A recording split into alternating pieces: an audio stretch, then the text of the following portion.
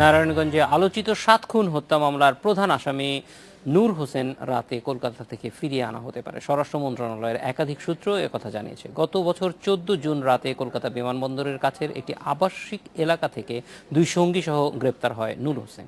২০১৪ সালের ২৭ এপ্রিল নারায়ণগঞ্জে পৌর কাউন্সিলর নজরুল ইসলাম, আইনজীবী চন্দন সরকার সহ ৭ জনকে অপহরণ করা হয়। এর ৩ দিন পর ৭ জনের মৃতদেহ পাওয়া যায় শীতলক্ষ্যা নদীতে। এ ঘটনায় আরেক কাউন্সিলর নূর হোসেনকে প্রধান আসামি করে দুটি মামলা করা হয়। মামলায় নূর হোসেন সহ মোট ২৩ জনের বিরুদ্ধে আদালতে অভিযোগপত্র দেওয়া হয়েছে। র্যাবের সাবেক ৩ কর্মকর্তা colonel Tareq Sayeed, commander M Rana, major Arif সহ বাংলাদেশে গ্রেপ্তার হয়েছে ২২ জন। নূর হোসেনকে ভারত থেকে ফিরিয়ে আনার বিষয়ে কথা বলতে আমাদের সঙ্গে আছেন অ্যাসাইনমেন্ট এডিটর সুলতানা রহমান। বিস্তারিত জানবো তার কাছে। সুলতানা রহমান, ঠিক কি প্রক্রিয়ায় আনা হচ্ছে নূর হোসেনকে, এই ব্যাপারে কি তথ্য আছে আপনার কাছে? জাহিদ, আমি কলকাতায় কথা বলেছি আমাদের স্বরাষ্ট্র মন্ত্রণালয়ের স্বরাষ্ট্রমন্ত্রী সহ একাধিক কর্মকর্তার সঙ্গে, নারায়ণগঞ্জ পুলিশের সঙ্গে কথা বলেছি, বিজিবির সঙ্গে কথা বলেছি। তারা আসলে কেউ বলতে চাচ্ছে না নিজের নামে। যতক্ষণ পর্যন্ত নূর হোসেনকে হাতে পাচ্ছেন ততক্ষণ পর্যন্ত তারা কেউই আসলে এই ব্যাপারটি নিয়ে কথা বলতে চাচ্ছেন না।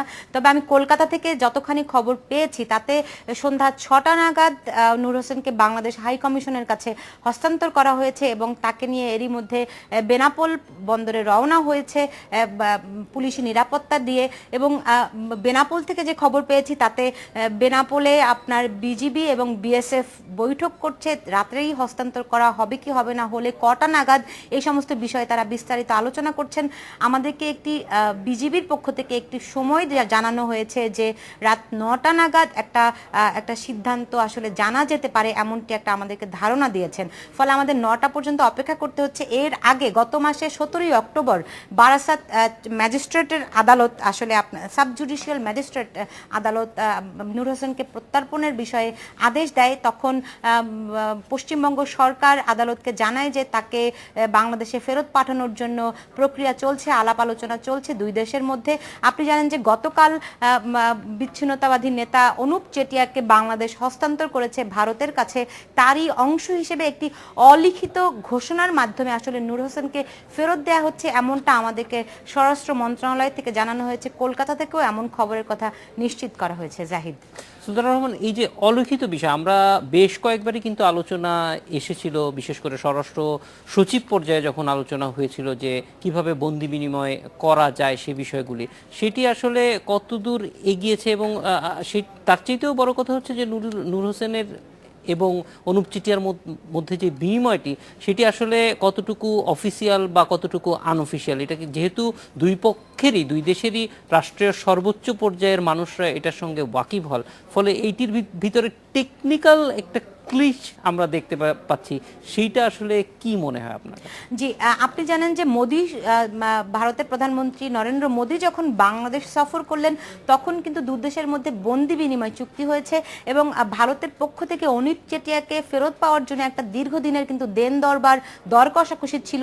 সেটিরই অংশ হিসেবে ওই বন্দি বিনিময় চুক্তিটি রয়েছে এবং বেশ কিছু অপরাধী, খুবই গুরুত্বপূর্ণ অপরাধী ভারতে পালিয়ে আছে বলে এমন খবরও রয়েছে। ফলে ওই চুক্তিটি হওয়ার পরে আসলে বন্দি বিনিময় প্রক্রিয়াটি অনেকখানি সহজ হয়েছে বলে এমনটাই ধারণা দেওয়া হচ্ছে। তবে আপনি জানেন যে অনুপ চেটিয়া তার যেই অবস্থান, তার যেই পোর্টফোলিও যদি চিন্তা করেন, তার সঙ্গে কিন্তু আসলে নূর হোসেনেরটা ওই তুলনাটি চলে না বলে এখানে অলিখিত বিনিময় এমনটি বলা হচ্ছে বলে আমাদেরকে একটি আভাস দিয়েছেন। নূর হোসেন নারায়ণগঞ্জের ৭ খুন মামলার একটি অপরাধী আর অনুপ চেটিয়া বিচ্ছিন্নতাবাদী নেতা। ফলে আসলে এই তুলনাটি তারা কেউ প্রকাশ্য আনতে চাচ্ছে না বলেই এই প্রক্রিয়াটি চলছে অলিখিতভাবে। তবে বাংলাদেশের পক্ষ থেকে কিন্তু যখন অনুপ চেটিয়াকে ফেরত দেওয়া হলো তখন কিন্তু সব মহল থেকেই এই প্রশ্নটি এসেছিল যে বাংলাদেশ অনুপ চেটিয়াকে ফেরত দিল, কিন্তু ভারত আসলে আমাদেরকে নূর হোসেন সহ যে সমস্ত অপরাধীরা আছে তাদেরকে ফেরত দিচ্ছে কিনা, এটি কিন্তু সব জায়গায় আলোচিত ছিল। ফলে এই দিক থেকে নূর হোসেনকে যখন আজকে ফেরত দেওয়া হচ্ছে, হয়তো আমরা এখনো নিশ্চিতভাবে সময়টি বলতে পারছি না, কিন্তু প্রক্রিয়াটি যে চলছে সেটি নিঃসন্দেহে একটি অগ্রগতি। জি। সুলতানা রহমান, এই অগ্রগতির ধারাবাহিকতায় আমরা জানি, আপনিও যেটা বলছিলেন যে সীমান্তে সন্ত্রাসীদের ক্রস বর্ডার যে অ্যাক্টিভিটিস আছে, ওই দেশের সন্ত্রাসীরা এই দেশে চলে আসা, এই দেশের সন্ত্রাসীরা ওই দেশে চলে আসা, সেই ক্ষেত্রে যারা আটক হচ্ছেন তাদের বিনিময়ের ক্ষেত্রে এই বিনিময়টি অর্থাৎ অনুপ চেটিয়া এবং নূর হোসেন, সেটি ভবিষ্যতে মানে একটা পথ নির্দেশনা তৈরি করবে কিনা আপনার কি মনে হয়? নিঃসন্দেহে একটি পথ নির্দেশনা তো তৈরি করবে বটেই, কারণ এই প্রথম ভারতের সঙ্গে বাংলাদেশে কোনো বন্দি বিনিময় হয়তো চুক্তির আলোকে হচ্ছে কিনা এটা কিন্তু আমরা এখনো নিশ্চিত নই, কিন্তু বিনিময় তো হলো। ফলে কিভাবে এই অপরাধীদের বিনিময় করে নিজ দেশে এনে শাস্তি নিশ্চিত করা যায়, অপরাধ নিয়ন্ত্রণে রাখা যায়, এই বিষয়গুলি নিঃসন্দেহে ভবিষ্যতের জন্য একটি নতুন দুয়ার উন্মোচিত হলো, আপনি বলতেই পারেন।